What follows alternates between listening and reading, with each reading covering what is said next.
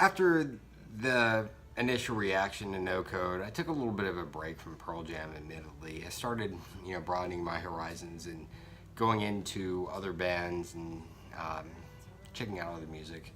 Started listening to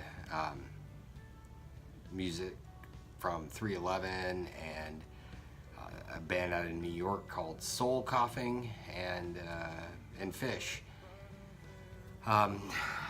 After my freshman year, I came home and I got really sick. For about a month and a half, I was dealing with mono and tonsillitis. I ended up getting my tonsils removed.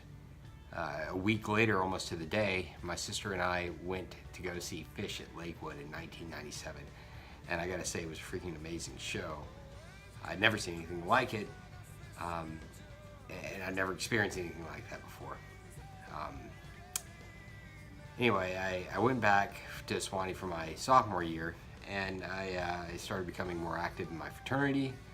I really started focusing on school, and things seemed to be turning around a little bit for me.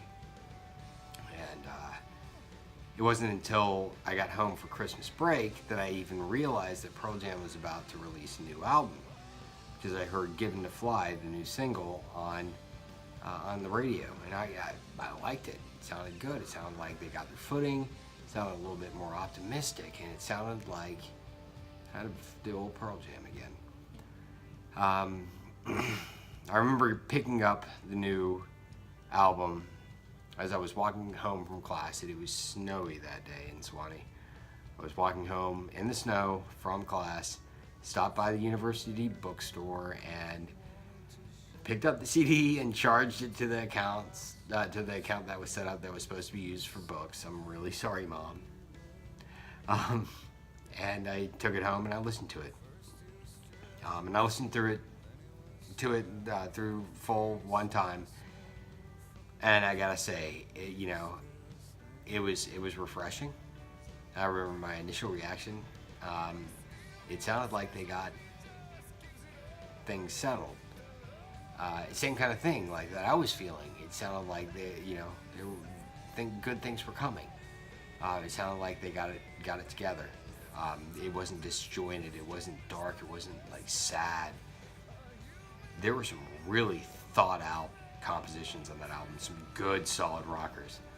But I will say this: I listened to it one time, and I didn't listen to it again for another couple months. And I can't say why. Maybe I needed a break, but it ended up being one of the best albums, in my opinion, of all time. But we'll cover that later. This is 85 Days and Counting.